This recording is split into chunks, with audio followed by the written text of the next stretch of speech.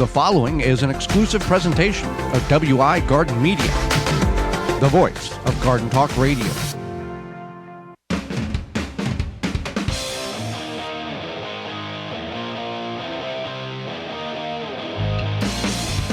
Coming up on the program today, it's about winter and summer squash, as well as the difference between perlite and vermiculite and what they're best used for. Our guest is author and chicken expert Lisa Steele, and we'll answer your garden questions. The hour is full, and it starts next.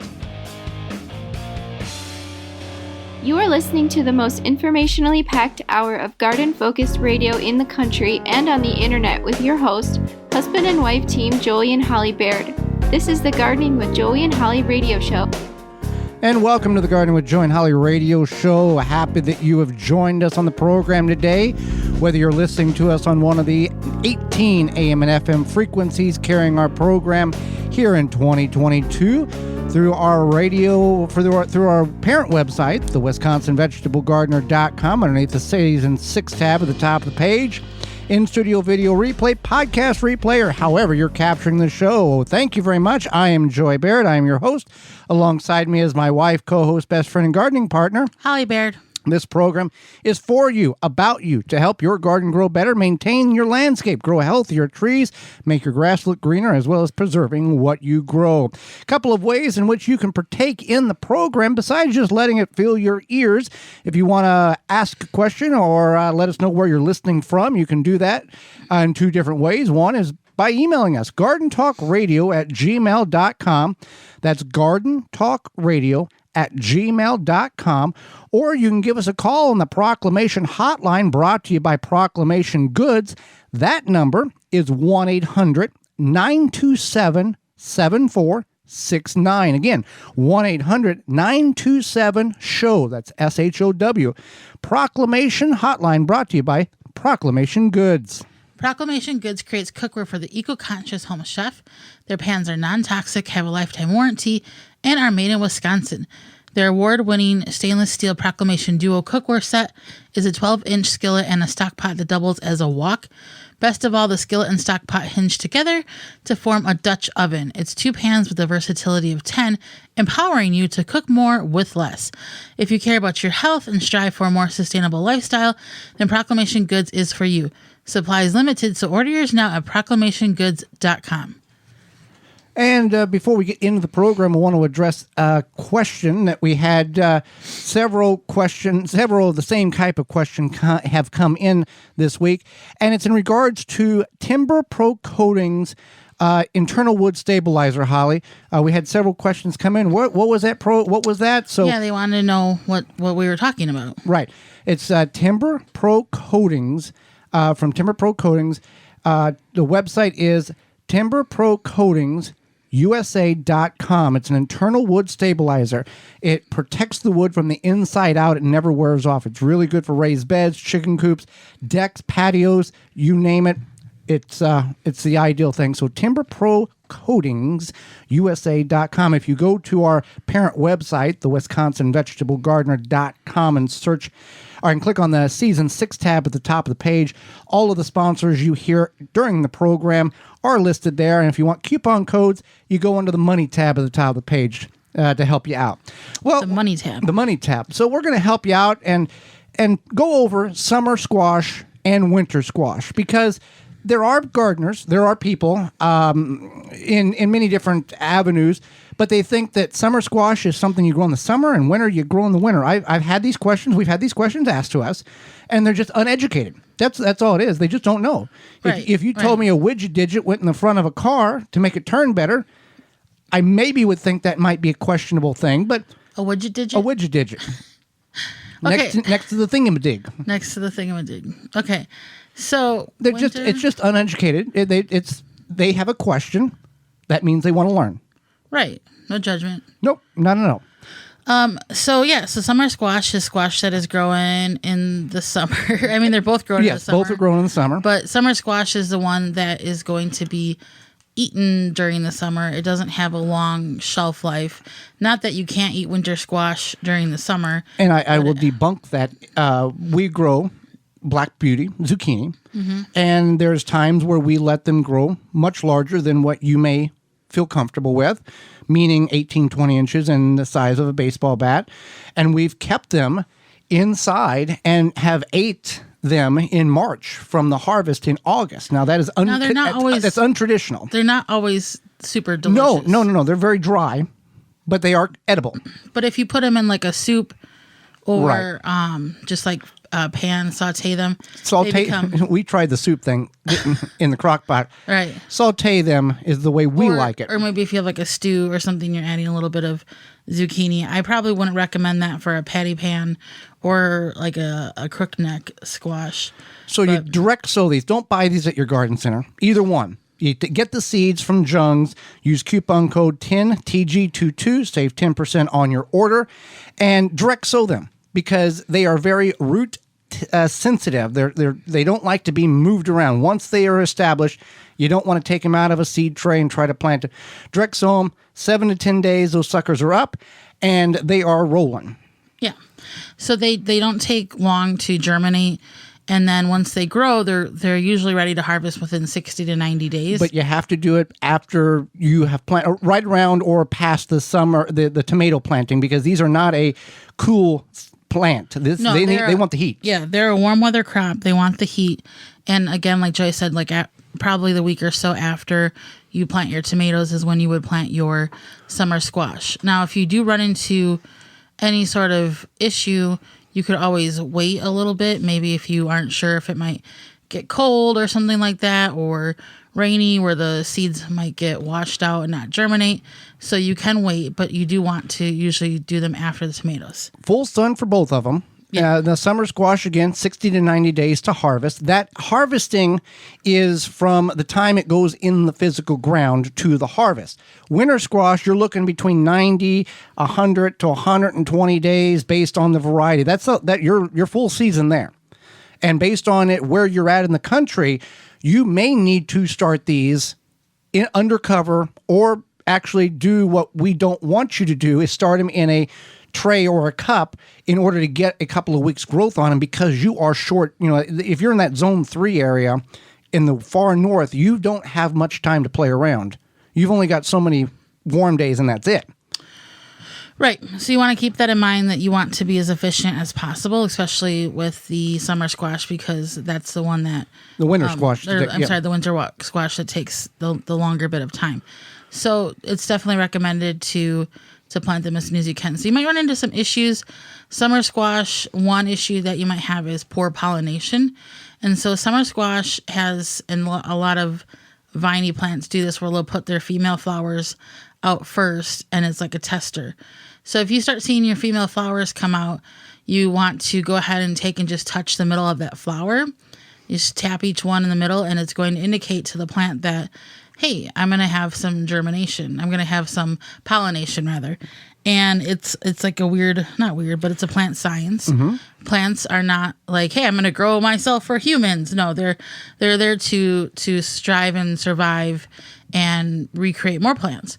So if this plant doesn't think it's going to have a chance of pollination, it won't put out as many male flowers as it might need. So if it thinks it's going to get pollinated, then it puts out more male flowers. So again, for the summer squash, what are some very common summer squash varieties, Holly? Sure. So summer squash, I had mentioned a couple, patty pan, and then there's zucchini. There's a few different varieties of zucchini. And then yellow crookneck, one called Kusa, which is becoming more popular. And then Chayota, or Chayote, I'm not really sure how you say it, but that is another one that is becoming more popular. And typically, your summer squashes grow more in a bush type of cycle, or a typical growth in a bush. Your winter squash is the vine. Right. So, yep. So then your summer squash growth style. Style was the word I was looking for. It's more bushier, more contained. So that being said, the winter squash, there are a few issues that you might run across. One of them is called powdery mildew, and this. Both of them can. Well, yeah, both of them can get this, but it's more common for the winter squash. Right. And there's a few things you can do. One is you can take a diluted vinegar water and spray that powdery mildew. We've used milk.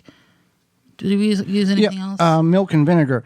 The powdery mildew is a mildew, and by incorporating or adding that substance, whether it's vinegar, milk, or other means, you're disrupting the pH level on that leaf. Now, some people will swear that it will wash off, and wipe it off, and other people will allow the plant to finish doing its growth. The mildew is preventing photosynthesis from occurring, blocking the sunlight, choking the plant off is what is occurring. The reason why powdery mildew exists, Holly, is because the cool nighttime temperatures, the dew or the water on the leaf cannot evaporate off before those nighttime temperatures come, and that's where the mildew comes.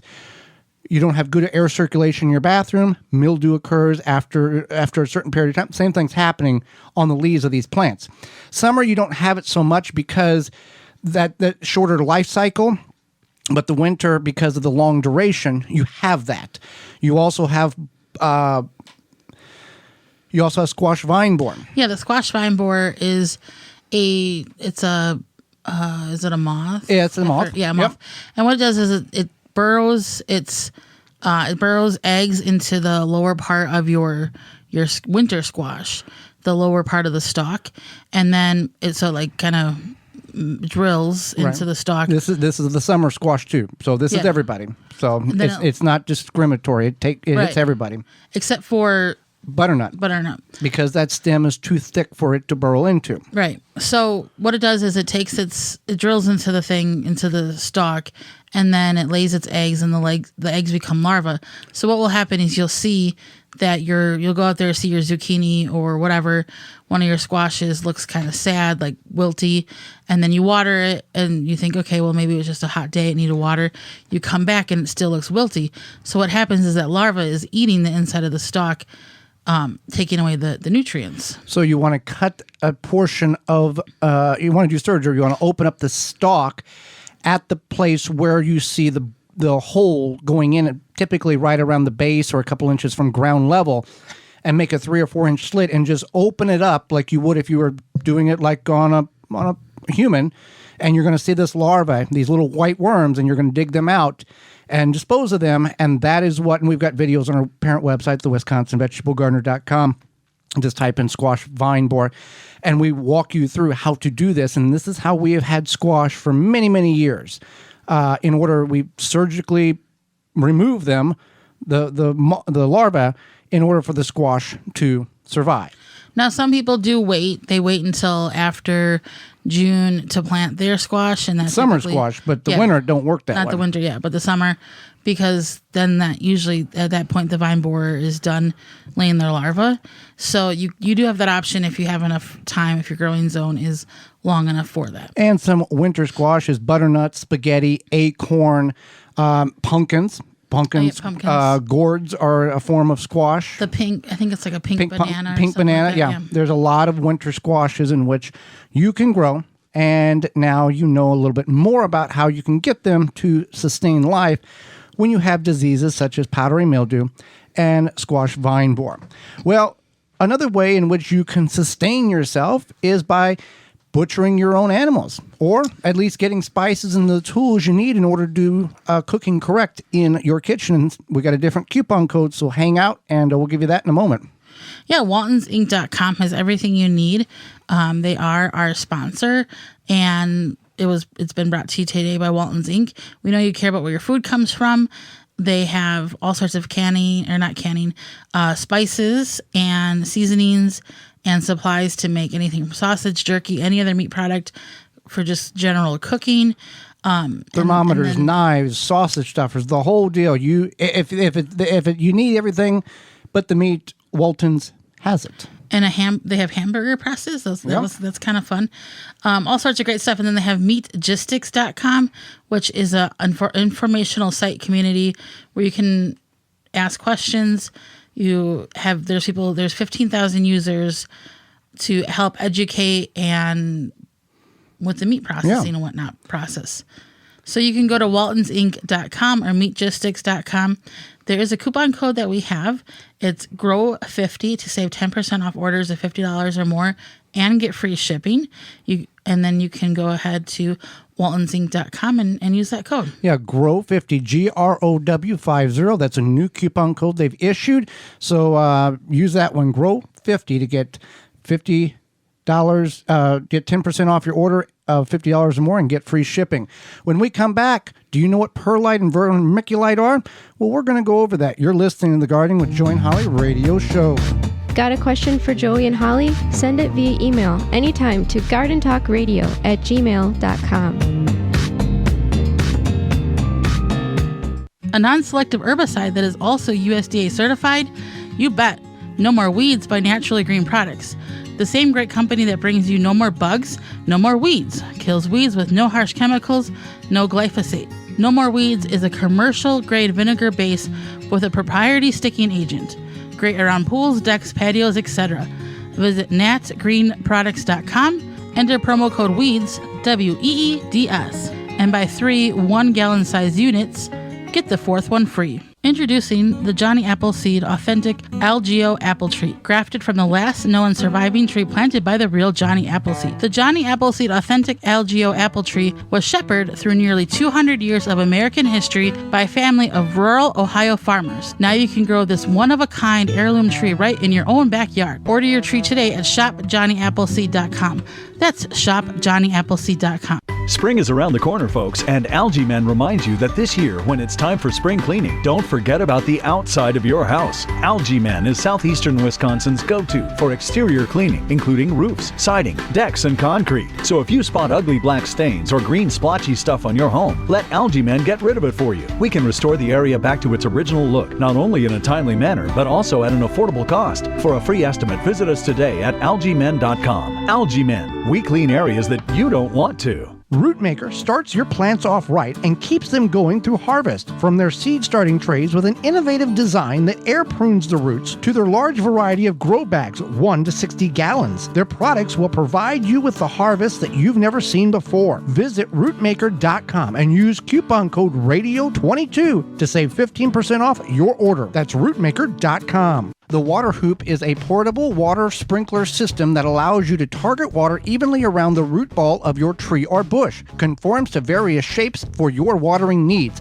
The Water Hoop reduces runoff and saves money. Visit waterhoop.com. Carpenter bees cause costly structural damage to wood siding, decks, doors, eaves, and railings. Our solution is Trapstick from Rescue. It catches carpenter bees all season long. Trapstick uses no pesticides. Carpenter bees are enticed by colors and pattern and get stuck on the adhesive. Save your wood structures from damage from carpenter bees with Trapstick from Rescue. Made in the USA by the makers of the popular Rescue Fly and Yellow Jacket traps. Learn more at carpenterbeecontrol.com. That's carpenterbeecontrol.com. Chapin has the tools you need to water, feed, and protect your garden. We make equipment for lawn and garden care, and we are always innovating to help make your next growing season a success. Our newest products are the 5010 Rose Duster, watering tools including hose nozzles, sprinklers, and timers, the Mixes on Exit Backpack Sprayer that mixes concentrate as you spray. You can find all products at www.chapinmfg.com, major online retailers, home improvement stores, and hardware stores near you.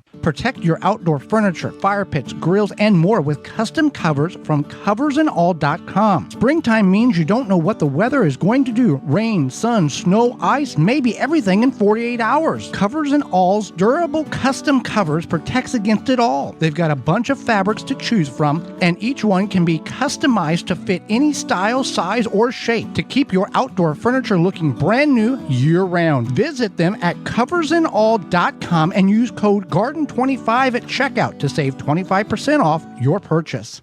Dig planting holes from a comfortable standing position.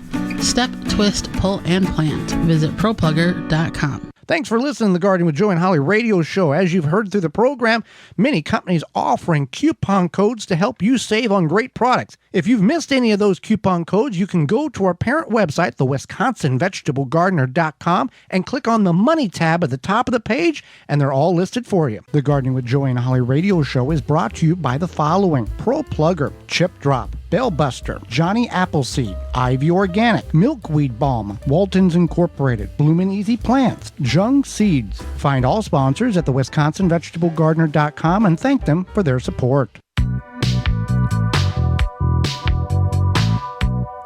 Welcome back to the Gardening with Joe and Holly radio show. We're always happy when you decide to be part of the program, and whether you just listen or you email or you give us a call, thank you for being with us today. How do you water your trees, shrubs, or bushes? You likely drag a hose over to it or a sprinkler. You let the hose or whatnot run for about an hour, half hour, and you forget about it. It may be cause overwatering, or leaving it there long enough or not long enough, you could cause underwatering. You want to stop doing that. You want to stop dragging your hose around, and you can save money with a tree diaper. No hoses drag around constantly. It's convenient. Tree diaper is a revolutionary watering system that slowly releases stored rainwater when trees need it. The tree diaper is filled with water from rain or when you water, and it slowly releases water over 3 weeks' time. Tree diaper will improve the way you water your plants. Every time it rains, tree diaper recharges. Made in the USA. Check out all the sizes they have available at treediaper.com. That is treediaper.com. Whether you're looking to hydrate a container in the house, on the patio porch deck, trees, bushes, shrubs, vegetables. We talked in the last segment about growing winter squash and summer squash. We had some very nice winter squash this past growing season a year ago because we used the tree diaper, because those were in beds in which we did not have an irrigation system hooked up. So treediaper.com, you need something watered, it will water it for you. Well, vermiculite and perlite, Holly, are two terms that people, gardeners, have maybe heard of, but they're not completely totally understanding of what that is. These are used a lot in potting mixes or seed starting mixes. Absolutely. And actually, this is something I learned. I knew there was a difference. I guess I just thought like one was better than the other or something. Okay. Or maybe one was used in certain soils for certain reasons, but I never knew like the true difference. So we can talk about that. Okay, perlite is the lightweight granular material that's white. That's the stuff that looks like like a styrofoam in your potting mix. It is not styrofoam, and do not ever add styrofoam to your potting mix. Right, you don't want to add styrofoam. And actually, perlite is the white in color one, and it does look like a little bit of styrofoam, but it's made from expanded volcanic glass. So you're not going to make this in the backyard. But this, and what is the purpose, Holly, for really realistically vermiculite and perlite? What is the end goal for these materials? So this is for soil that you need to, perlite is what you need for soil you want to dry out completely, essentially. Uh-huh. So if you have a plant like a succulent or a cactus, where you want the soil to dry out, you would add that perlite. Now, all of this came to be a couple of weeks ago when Ilana, who listens to us on WAAM 1600 AM and 92.7 FM out of Ann Arbor, Michigan, wrote in to gardentalkradio@gmail.com, and she said her question was, a friend said that if she puts vermiculite in her garden soil, it will help retain moisture. But I've never heard of doing this. Is in the outside garden, is this something that gardeners should be doing? And that's what spurred this whole conversation. And the answer to that question is yes, you can put vermiculite in the garden, actual in-ground garden. Now, most people would go to compost to mitigate the soil, to build the soil, but you can use vermiculite to do such. Right, and I just wanted to go back to perlite real quick. Yeah. If you have clay soil, you can mix that in, and it's going to help break up that clay soil. So that's now neither one of these, vermiculite or perlite, ever break down. They don't compost down to nothing. They're going to be that state forever. So if you're thinking about, I'll just throw it in the compost, it's going to be beneficial, but it's not going to disappear. Right. So vermiculite is used for plants that require soil to stay damp and not dry out. So what it does is it does absorb that water, and then and air pockets. It creates air pockets and allows the roots to grow and not be restricted. If you are in the ground garden, you have a lot of clay material or a lot of clay soil. It's hard. There's nutrients locked up in that clay soil, but it's so dense that the plants can't get to it. So you got to get some way of loosening the soil, remitigating the soil, or getting the soil loosened And again, people would go to the compost aspect of it, but you also can do the vermiculite. Now, when you go pound for pound or cubic foot by cubic foot, compost is way cheaper than vermiculite. You're looking at good quality agricultural grade vermiculite. 4 cubic feet, you're looking at $60 to $80 to $100 a bag. And you can get this at your independent garden center or your hydroponics store. But compost, I can get a couple of yards for $70. And a yard is 3 by 3 by 3 by 3. Right, but you're not growing just in vermiculite. No. You're adding it to your soil, Correct. to your potting mix, what have you. And a lot of people do make their own potting mix or seed starting mix, and you would buy, a bag of vermiculite for them. Right. Absolutely. No, you're not growing in 100% vermiculite or perlite. Now, some people will use this as they'll plant their seed in a starter cup or tray or root maker tray and cover the seed with vermiculite or perlite because it is very light and it causes the seed essentially less stress or less work to poke through. But when we're mixing it in the garden, you want horticultural grade and medium grade, horticultural grade vermiculite. There's a couple of different categories. There's a couple of different courses of sizes. You want a medium grade.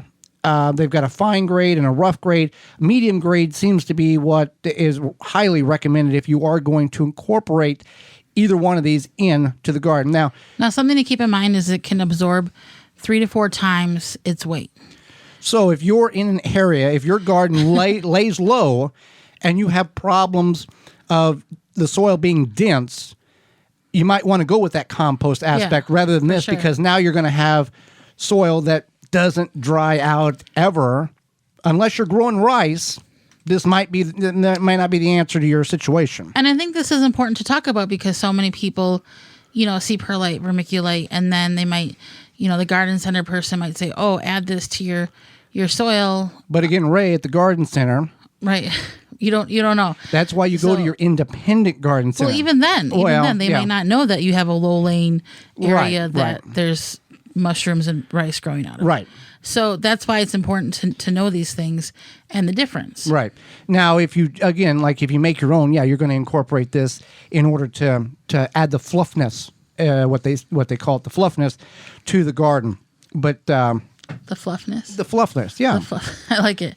Yeah, definitely. You want to keep this in mind now that you know this. And if you are, a lot of people over the past couple of years have gotten houseplants, and now you're like, okay, this plant, I want it to dry out. What am I doing wrong? Maybe you want to get some perlite. Right. And you want to incorporate that with your houseplant soil. So you can incorporate perlite or vermiculite in your outdoor garden. But before you go and run to the garden center and get a bag for $80 or however much it is, you want to know what it can do, because that may not be the answer to the problem. Compost may be the answer. You may want to hold the vermiculite and the perlite for your raised bed containers, your grow bags, those type of items, and not necessarily in the physical ground. So hopefully that has enlightened. And yes, go ahead. I think one thing to mention is that you don't have to do all the things. No. So you could try, I'm going to try to grow this in compost. I'm going to add vermiculite to this and kind of see what works best. Well, for us, some of the greatest achievements we ever had was being lazy. Right. Because we were, we're going to get to that. We got to do it. And we didn't get to it. And man, that tomato really grew good by us not messing with it. Exactly. Or zucchini or fill in the blank plant. So laziness is not always bad. Or maybe not overthinking. Oh, yeah. Yeah, I've always said if it takes more than 2 minutes to figure out where a plant needs to go, just put the plant where you thought it needed to go and move on. Very true. Very true. Well, speaking of problems, hopefully we solved some of yours there, but you're going to have some problems if you don't worry about getting rid of those beetles and grubs in your yard, because they're there. Spring's coming.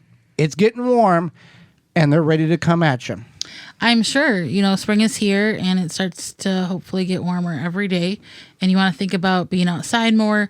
Those Japanese beetles, they're laying those eggs and whatnot into your garden, and you want to control them. Right. Grub Gone can be applied to your turf, garden, around ornamentals, to lessen the impact that those grubs have and the beetles have on your yard this summer. Easy to apply. Here's how you do it. Commercial spreader or irrigate it right into the soil. Biologically, specifically to target only the grubs, beetles, and those invaders, meaning that they have made this product to where it only attacks and deals with those beetles and grubs. It doesn't bother or hurt or harm bees, butterflies, and ladybugs.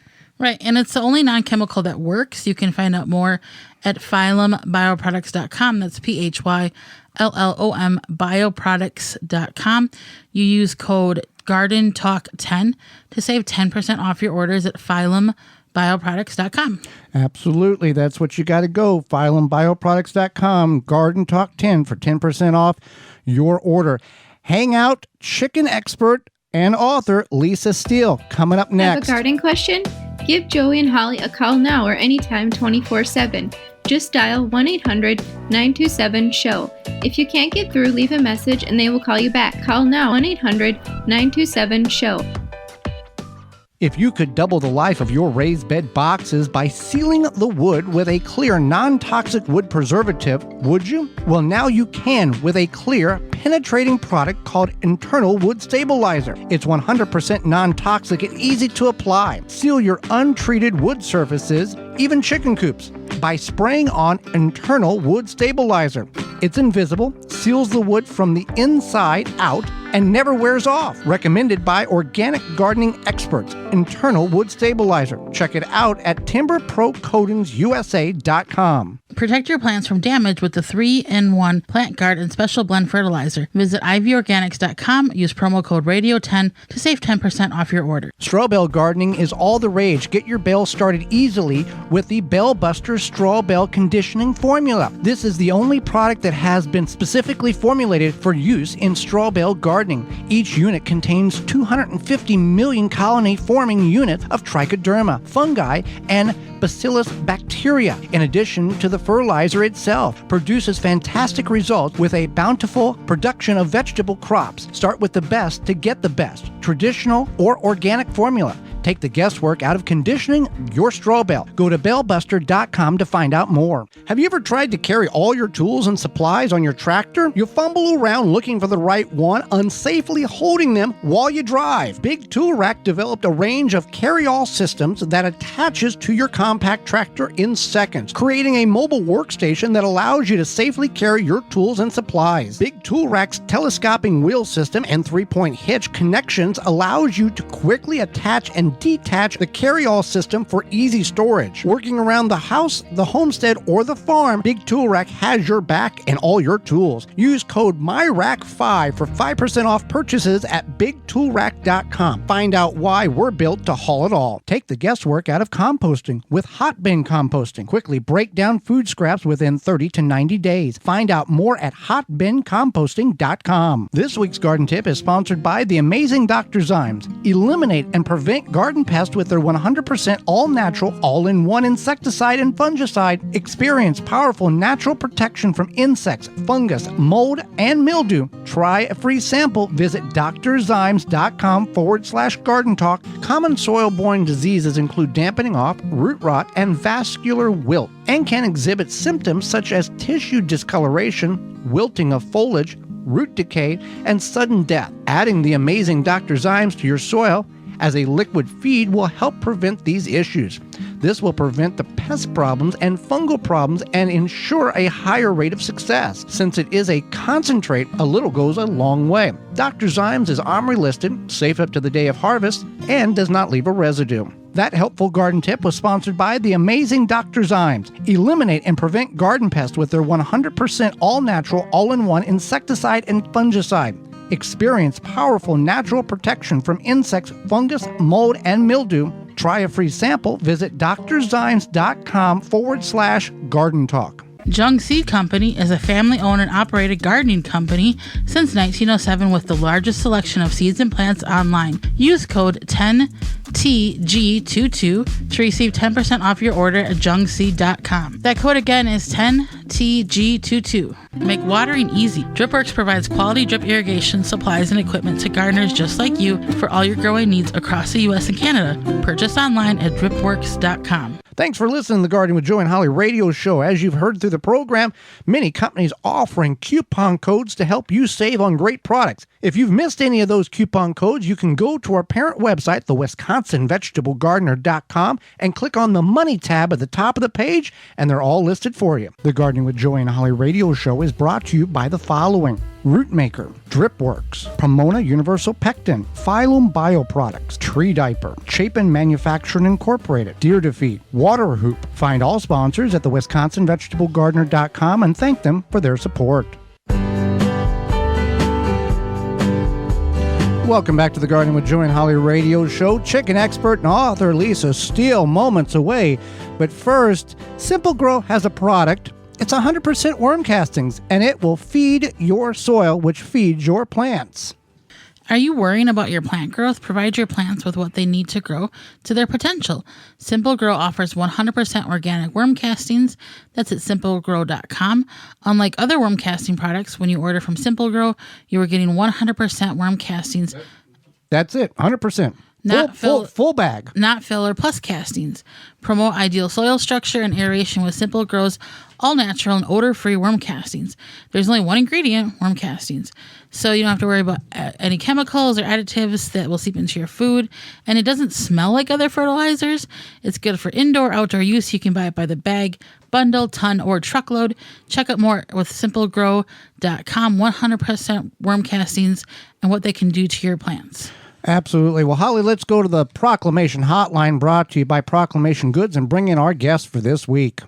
Fifth-generation chicken keeper and expert Lisa Steele is well recognized as the creative force behind Fresh Eggs Daily, the most popular destination for natural poultry keeping advice on the internet and one of the most influential players in the backyard chicken keeping community.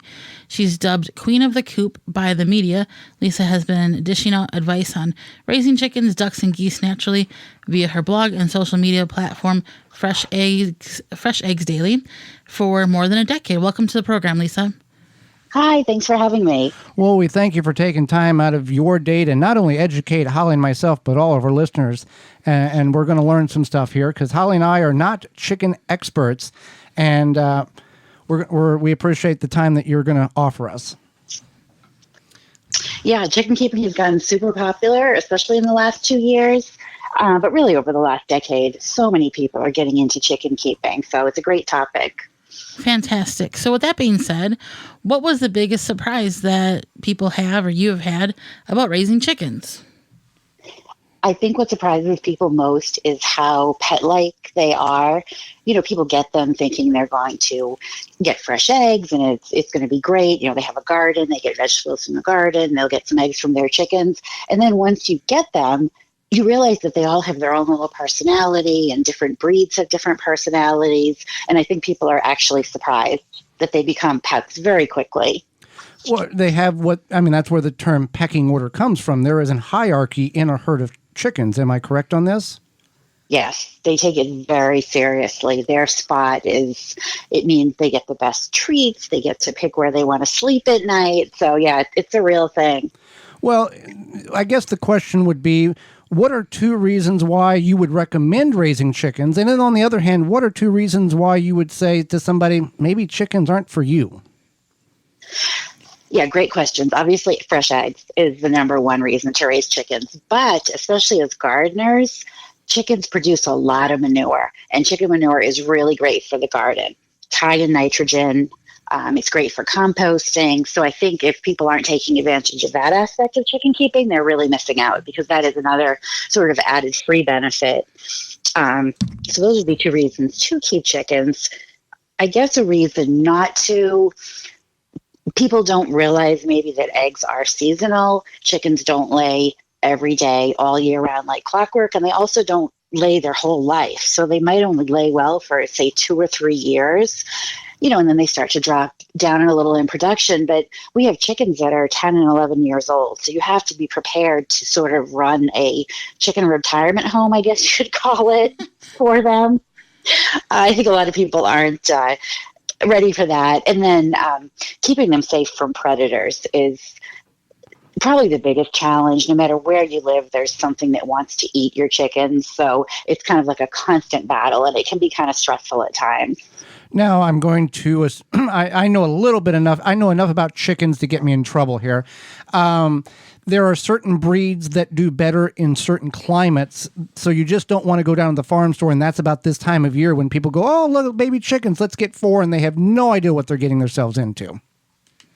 Yeah, that's a good point. And, some feed stores and farm stores are super responsible and get breeds that are good for the area that they're in. And they've done a little research, and others just kind of pick whatever. And it's like going into a candy store and, I'll take 2 of those and 2 of those. So it really is a good idea. If you live in a climate that's moderate, like middle of the country, you probably are going to be okay with any breeds. If you live where it's cold, like you live and where I live, doing some research into some cold hardy breeds is a good idea. Rhode Island Reds, Buckeyes, anything in the Orpington family, Brahmas, the bigger girl, the fuller bodied girls, I guess you'd say.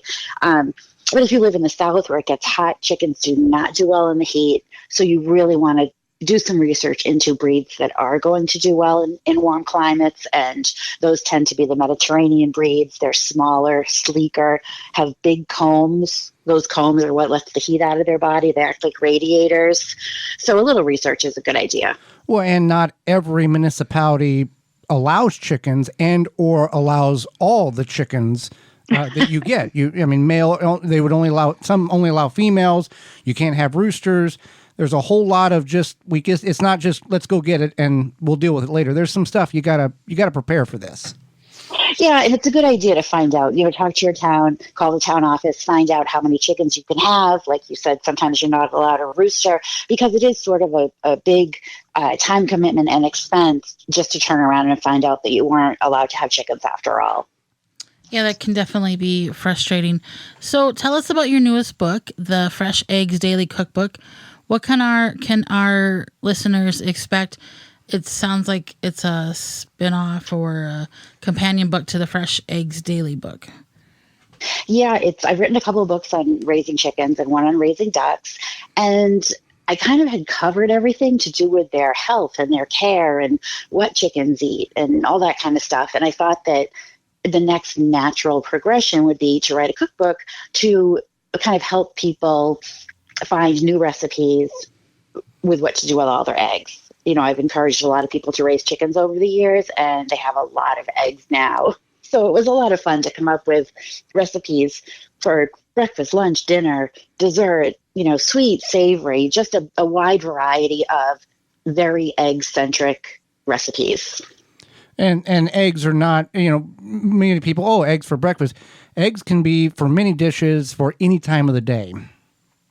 Yes, and that's what I really tried to put forth in this book. I mean, I personally love breakfast for dinner. So, scrambled eggs and toast and bacon or an omelet or what have you. But yeah, absolutely. I don't know how eggs first started just sort of being a breakfast food, but they really are great for any time of day, especially if you're trying to cut back a little on red meat.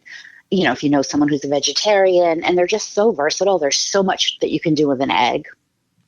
Definitely. And they also are really good for people who have digestive issues, and they're a safe food for that. So they are versatile and something that anybody can typically enjoy. So we are talking with Lisa Steele. She is the expert at fresheggsdaily.com, an author. So what are some tips for beginners? You had mentioned, researching your breed, but other than that, you're excited. You've done some research. You're ready to get your chickens. What are some let's keep this in mind type tips? I think the biggest thing is where they're going to live once they get outside. Most people start with baby chicks, so they're in your house, they're under a heat lamp. You've got them in a laundry room or a mudroom or garage or something like that, keeping an eye on them, making sure that they're warm enough and they have enough food.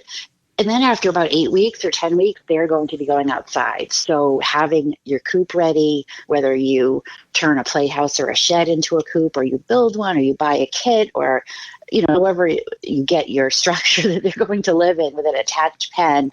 So they are outside, they're safe from predators. I mean, honestly, really the only hard thing about raising chickens is keeping things from eating them. Honestly, I mean, other than that, it's fairly easy. You feed them, you give them water, you collect the eggs, put them to bed at night. It's just setting up a routine. And correct me if I'm wrong. What is? Well, I guess the question should be: what is a good number of chickens to start with? I know that if you have one, it gets depressed, and that's not a joke. They get depressed and they don't do egg laying. So, what is a good starter number of in your flock? I guess would be the question. That's a good question. And yes, they are flock animals, and they're not going to be happy, one chicken by itself. And plus, if something happens to that chicken, or if you get two and something happens to the one chicken. So I would say a minimum of 3, but most areas, even urban or suburban areas that have started to allow chickens, they allow 5 or 6. So I would say 5 or 6 is a nice starter size.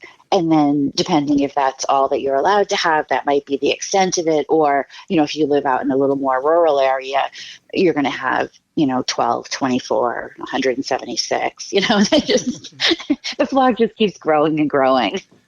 So some people, when you go into something new, whether it be cohabitating or having a child or getting a pet, you might find some things are overrated, Not everybody's going to find a cat that wants to sleep in a cat bed. Is there anything where, with chickens, like there's general advice that is extremely overrated, or maybe something you would want to wait on if people were, making purchases for their chickens?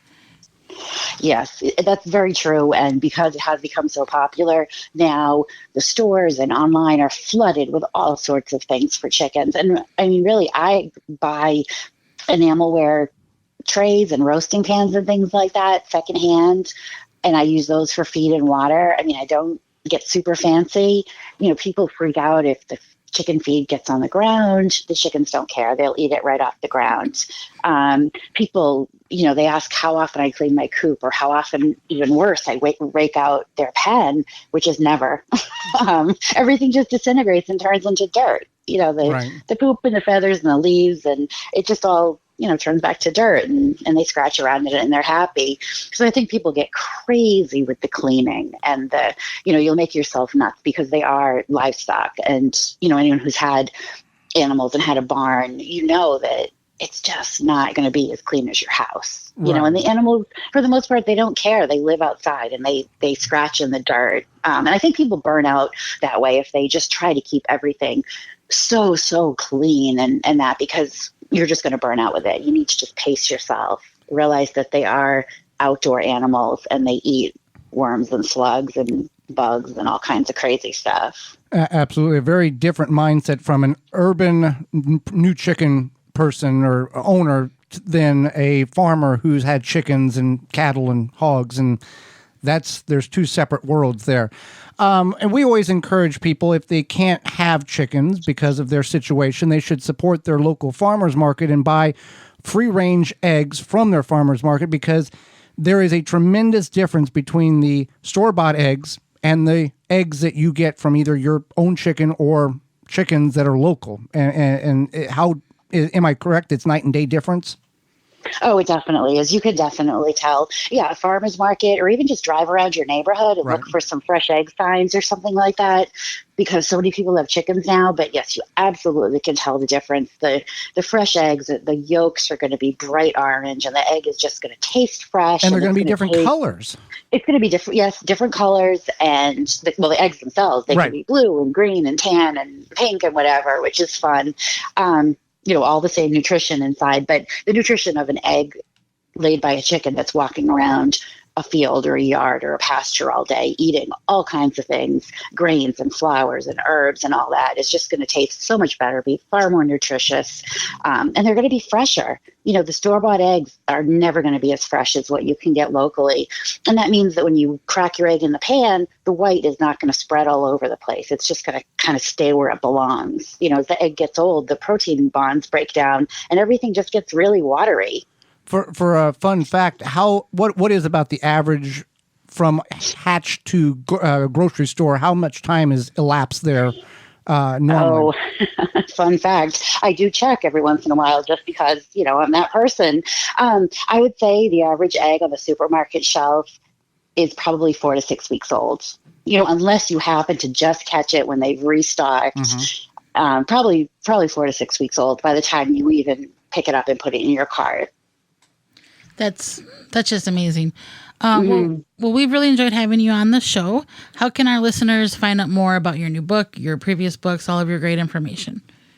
Absolutely, yes. Super easy. FreshEggsDaily.com is my blog. You can find me at Fresh Eggs Daily on Facebook, Instagram, Twitter, Pinterest. My books are all on Amazon, Barnes & Noble, local library, local bookstore, pretty much anywhere books are sold. Yeah, if anybody has any interest in, raising chickens or ducks or eating eggs.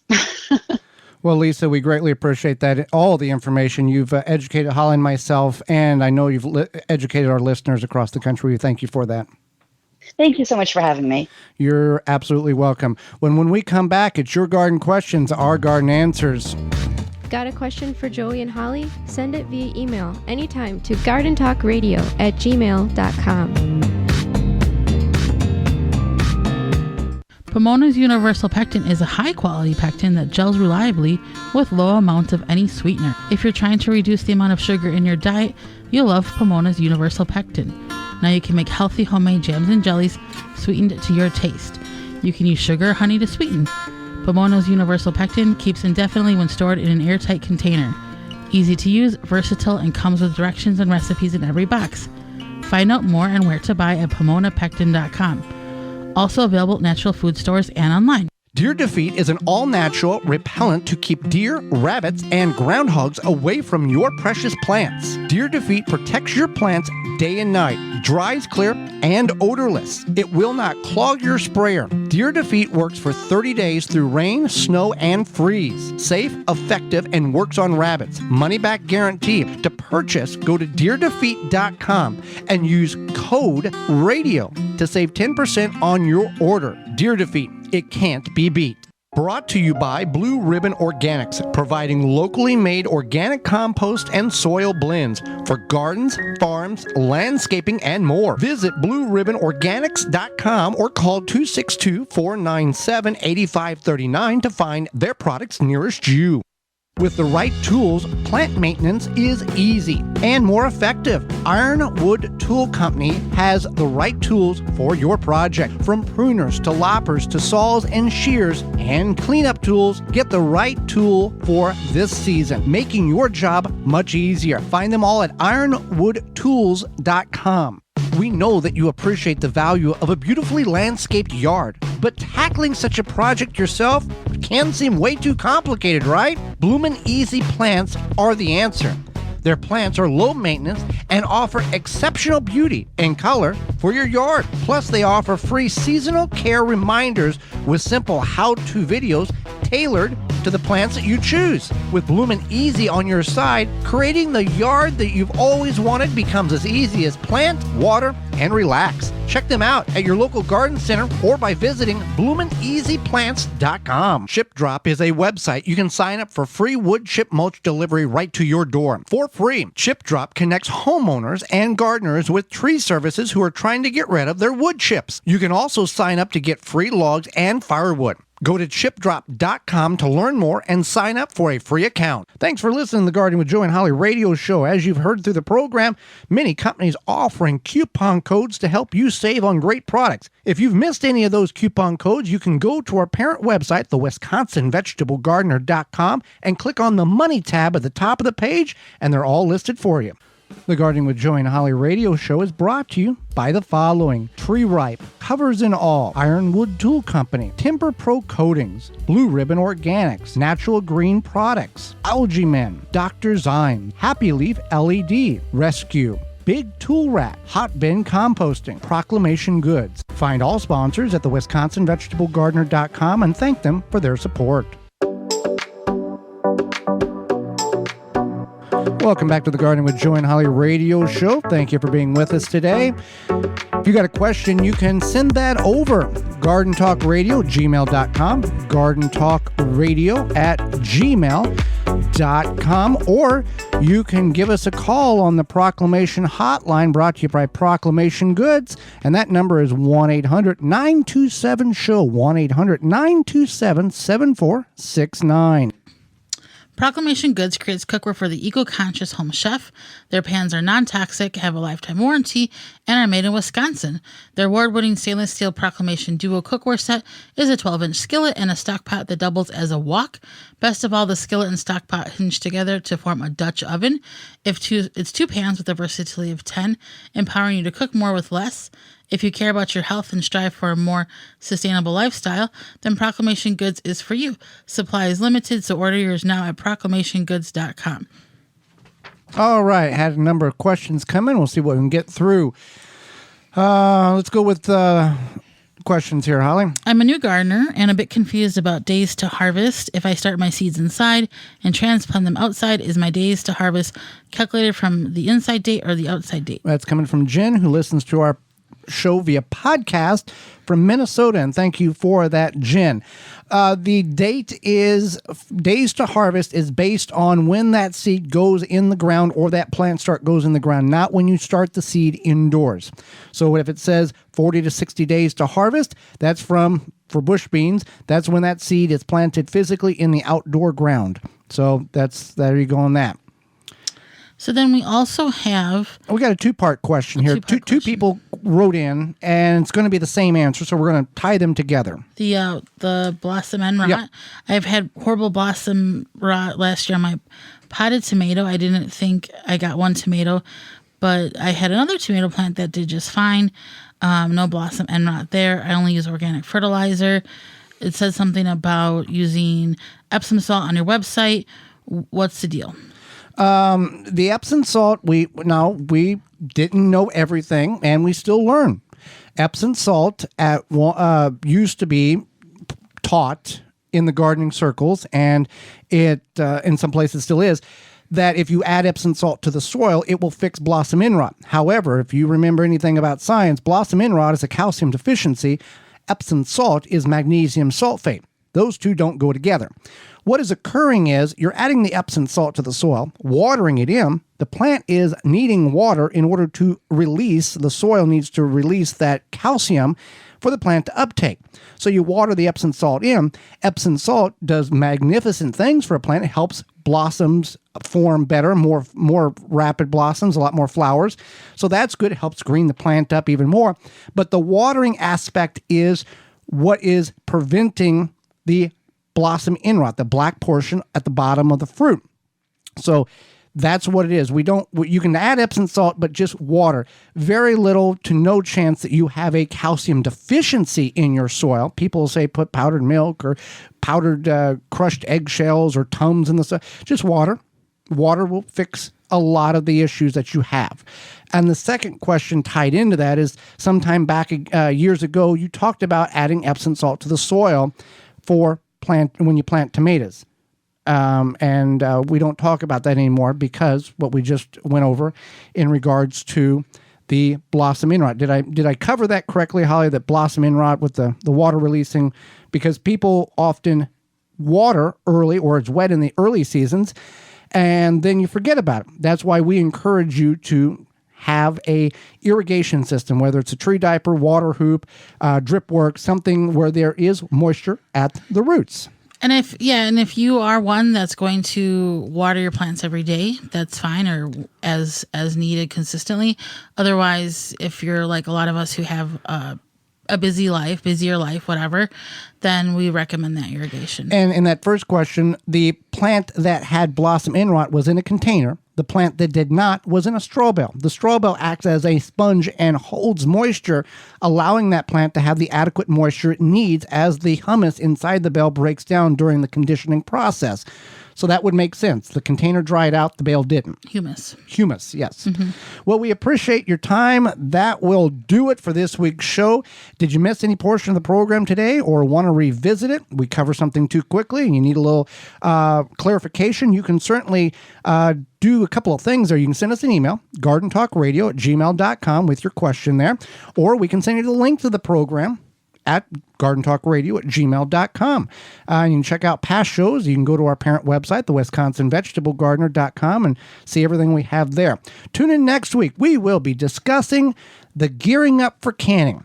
We're going to go over what you need to know and what you don't need to know in order to have a successful, safe canning season, as well as kitchen scraps to compost to fertilizer.